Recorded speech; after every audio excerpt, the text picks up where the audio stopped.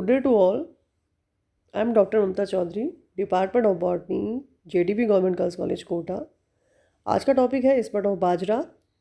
यह topic MSc semester third के paper 14 and unit third का टॉपिक है। एग्ज़ाम के अकॉर्डिंग ये टॉपिक काफ़ी इम्पोर्टेंट है और इस पे क्वेश्चन अक्सर आता है। Smut of bajra, history of smut of bajra. Smut of bajra disease is reported from Pakistan, several parts of Africa and USA. The earliest reports of this disease are from Senegal by Chevalier 1931. In India, it was first reported by Ajrekar and Likhait 1933. Geographical distribution of Ispa disease of Bajra. Ispa disease has been reported in Burkina Faso, Cameroon, Gambia, Ghana, India, Malawi, Mozambique, Niger, Nigeria, Pakistan, Senegal, Sierra Leone, Sudan, and the US. Zambia and Zimbabwe. Peregrine and Siddiqui 1972 reported about this geographical distribution. India, many states of India like Haryana, Punjab, Gujarat, Rajasthan, Maharashtra, Andhra Pradesh and Tamil Nadu, spot of Bajra is reported.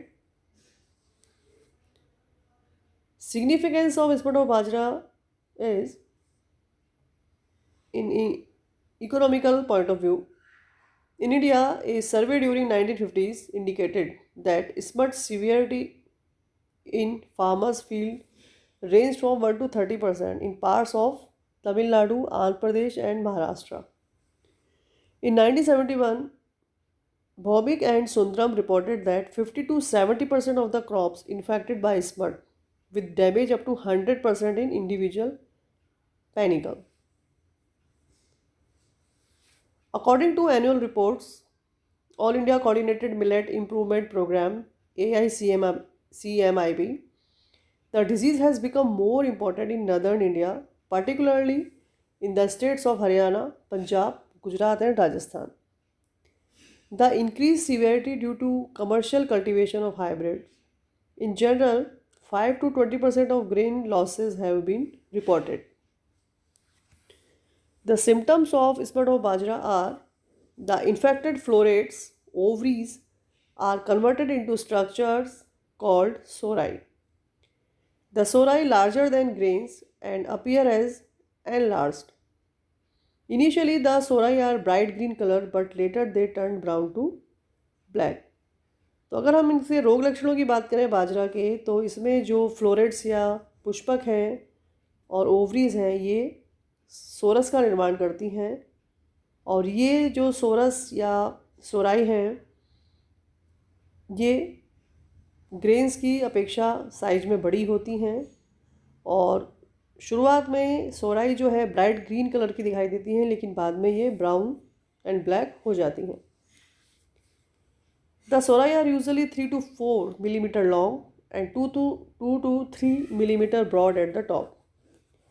They are covered by a thin membrane which often breaks at maturity to release brown to black spore balls. Infection may involve a light scattering of sori among grains on panicle up to complete coverage. सोराई का जो size है वो 3 से 5 millimetre लंबा और तथा चौड़ाई इसकी 2 से 3 मिलीमीटर होती है, और ये सोराई जो होते हैं ये एक पतली झिल्ली के द्वारा कवर रहते हैं और मैच्योर होने पर ये झिल्ली जो है ब्रेक हो जाती है, जिससे स्पोर बॉल्स जो है वो हवा में मुक्त हो जाते हैं और इन्फेक्शन फैलाते हैं, सेकेंडरी इन्फेक्शन. तो इन्फेक्शन में जो है वो सोराई के स्कैटर होने से इन्फेक्शन जो है वो तेज़ी से फैलता है.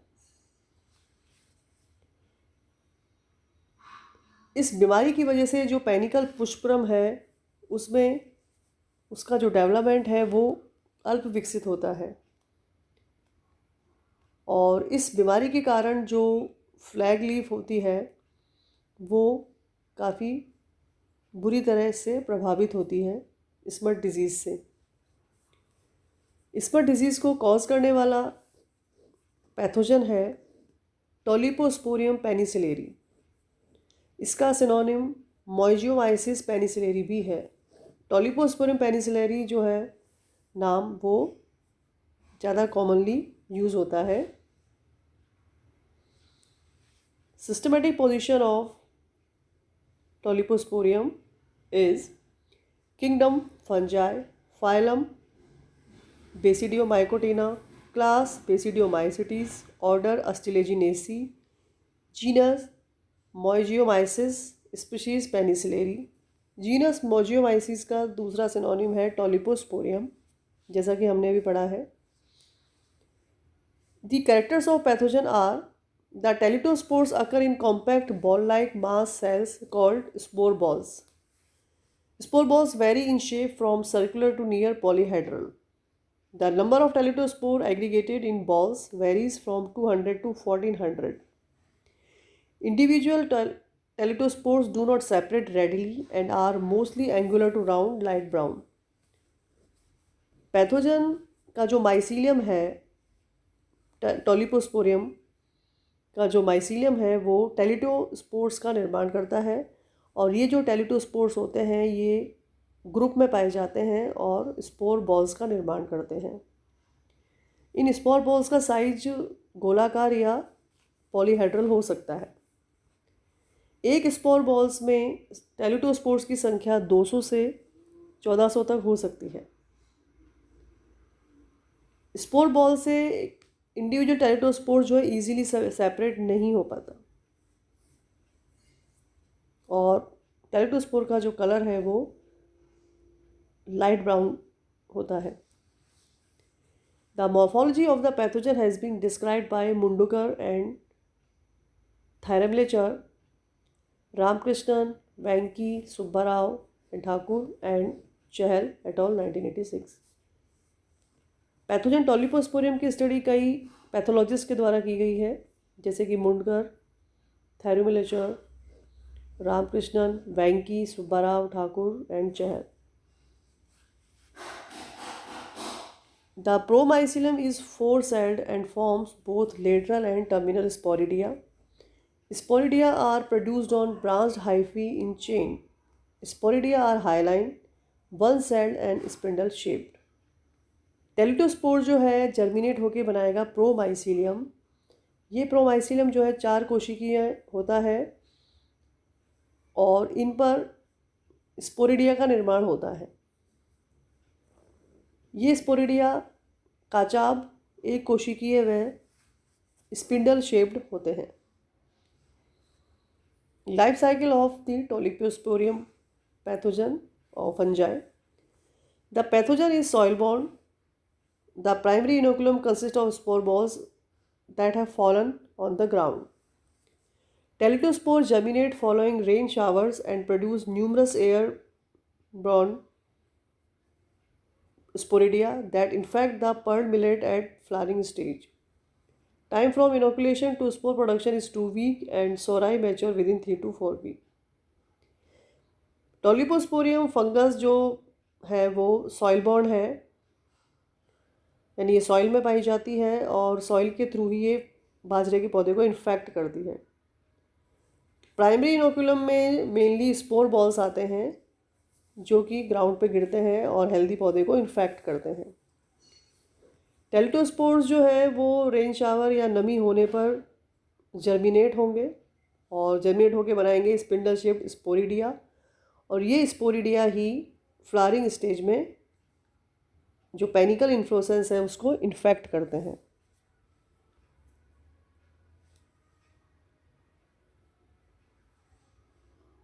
पैथोजन के इनोकुलेट होने से स्पोर प्रोडक्शन तक के बीच में 2 वीक का टाइम होता है, यानी 2 वीक के अंदर अंदर जो पैथोजन है वो स्पोर प्रोडक्शन करने लग जाता है और 3 से 4 वीक में सोराई का निर्माण होने लगता है आफ्टर इन्फेक्शन।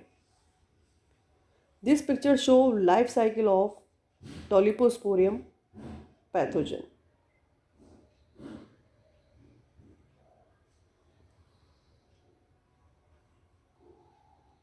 तो जैसा कि हमने पढ़ा कि जो ये पैथोजन है ये सॉइल बॉर्न होता है। तो अगर हम कंटेमिनेटेड सीड्स जो है वो फील्ड में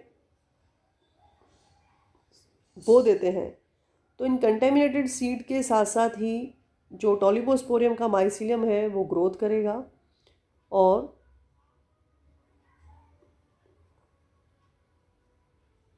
ये माइसीलियम से पहले जो सीड्स होंगे वो टेलिटोस्पोर से कंटेमिनेटेड होंगे, यानी सीड जो होगा उस पर टेलिटोस्पोर पाए जाएंगे। फिर ये टेलिटोस्पोर जो है जर्मिनेट होते हैं, जर्मिनेट होकर माइसीलियम बनाते हैं और इस माइसीलियम से बनेगा प्रोमाइसीलियम।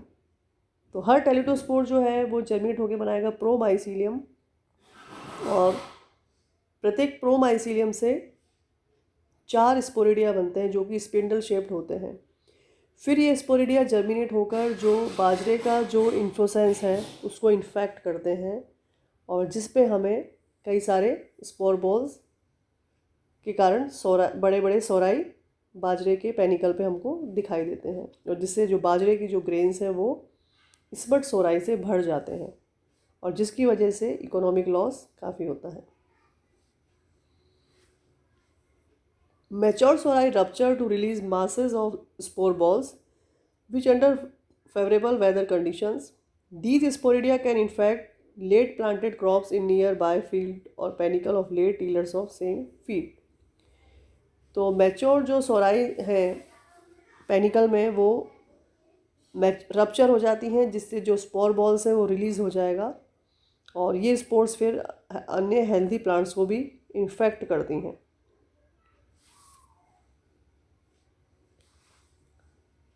डिजीज़ के स्प्रेड होने का जो मोड है पहला है कि जो प्राइमरी स्प्रेड होगा डिजीज़ का वो सॉइल के द्वारा होगा, इसलिए हम इसको सॉइल बॉर्न डिजीज़ भी कहते हैं क्योंकि सॉइल में ही जो टेलिटोस्पोर्स हैं वो जर्मिनेट होकर आगे जाके स्पोरिडिया बनाते हैं और टेलिटोस्पोर का जो ग्रुप है जिसे हम स्पोर बॉल्स कहते हैं तो ये सॉइल में सर्वाइव करेगा।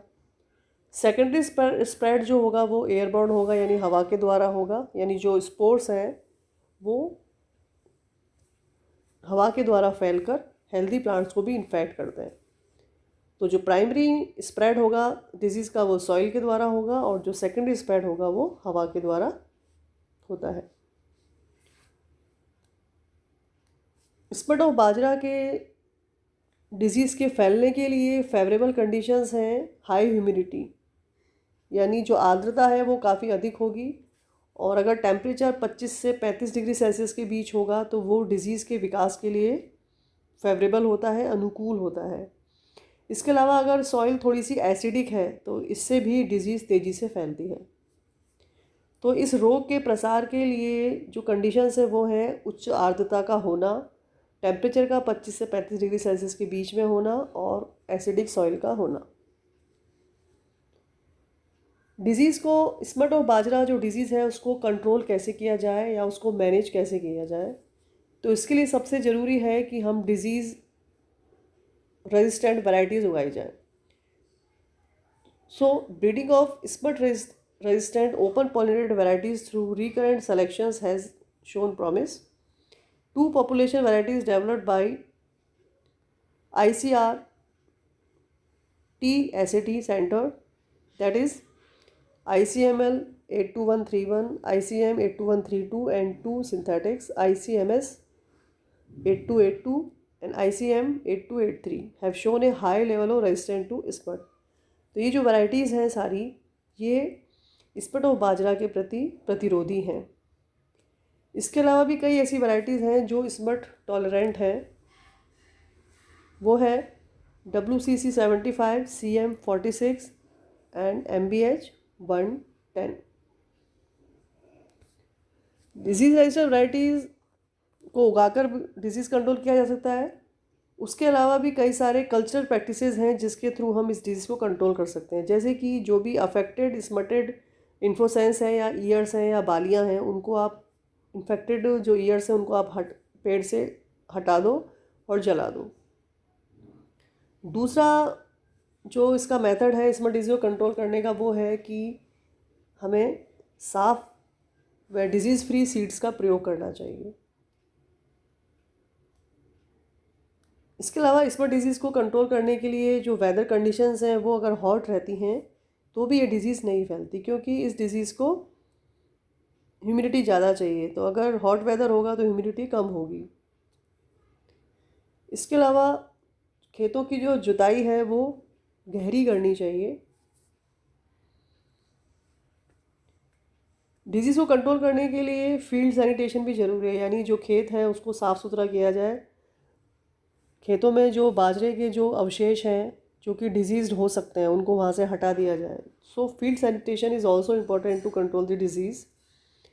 इसके अलावा क्रॉप रोटेशन करना चाहिए, यानी आपने एक बार अगर बाजरे की फसल उगा दी है तो नेक्स्ट उसी खेत में आप दूसरी फसल उगाएं। उससे ये होगा कि सॉइल के अंदर जो स्पोर्स हैं वो अगली फसल को तो इन्फेक्ट करेंगे नहीं और उनको अपना होस्ट नहीं मिलेगा तो वो स्पोर्स नष्ट हो जाएंगे। तो क्रॉप रोटेशन के द्वारा भी डिजीज़ कंट्रोल किया जा सकता है। इसके अलावा intercropping of moong bean with pearl millet reduces smut incidence, यानी मिक्सिंग क्रॉपिंग की जाए, यानी बाजरे की फसल के साथ साथ अगर आप मूंग बीन्स उगाते हो तो इससे भी जो स्मट डिजीज़ है वो ज़्यादा नहीं फैल पाएगी, क्योंकि बाजरे के साथ जो मूंग बीन जो क्रॉप है वो एक तरह से बैरियर का काम करेगी। अगर एक पौधे पर इन्फेक्शन है तो उसको फैलने के लिए दूसरा बाजरे का पौधा नहीं मिलेगा, क्योंकि वहाँ क्या होगा, मूंग बीन का पौधा होगा। तो इस कारण डिजीज़ इंसिडेंस जो है, यानी डिजीज़ फैलने की जो क्षमता है या रोग के उत्पन्न होने की जो क्षमता है वो कम हो जाती है। तो ये भी एक मेथड है जिससे हम डिजीज़ कंट्रोल कर सकते हैं।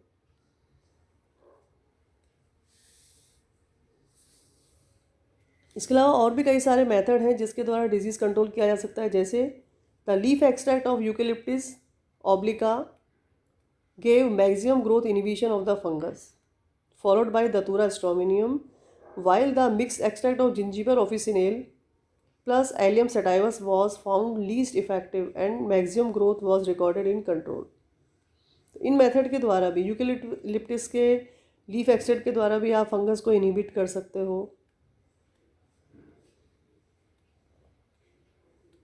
यूकेलिप्टिस के साथ साथ दतूरा की पत्तियाँ, नीम की जो पत्तियों का जो एक्सट्रैक्ट है, निचोड़ है, उसका अगर 20% सॉल्यूशन हम यूज़ करें तो ये भी जो है फंगस ग्रोथ को रोकती हैं। तो इस तरह से यूकेलिप्टस का प्रयोग करना, दतूरा की पत्तियों का यूज़ करना, नीम की पत्तियों का यूज़ करना, ये कहलाता है बायोलॉजिकल कंट्रोल। तो बायोलॉजिकल कंट्रोल के द्वारा भी आप बाजरा डिजीज़ को कंट्रोल कर सकते हो। इसके अलावा अन्य फंजीसाइड्स के द्वारा भी आप यूज़ करके डिजीज़ को कंट्रोल कर सकते हो। ये फंजीसाइड्स हैं कार्बेंडाजिम, थायरम, कैप्टोन। तो इनका अगर हम यूज़ करते हैं फंजीसाइड्स का तो भी डिजीज़ को कंट्रोल किया जा सकता है। और भी फंजीसाइड्स हैं जैसे कि हेक्साकोनाजोल, प्रोपिकोनाजोल, कार्बोक्सिन, ये भी फंगल ग्रोथ को इनहिबिट करती हैं, रोकती हैं। इसके अलावा कुछ ऐसी फंजीसाइड्स हैं जिनका हम अगर फसल पे स्प्रे कर दिया जाए तो भी डिजीज़ को रोका जा सकता है, जैसे कि कार्बोक्सिन का स्प्रे करना एंड कैप्टाफॉल का स्प्रे करना बूट स्टेज में, यानी जब इन्फोसेंस निकलने की शुरुआत हो। तो इस स्टेज में अगर हम इन फंजीसाइड्स का स्प्रे कर दें तो भी डिजीज़ को काफ़ी हद तक रोका जा सकता है। So this is all about smut of bajra. Thank you for listening me.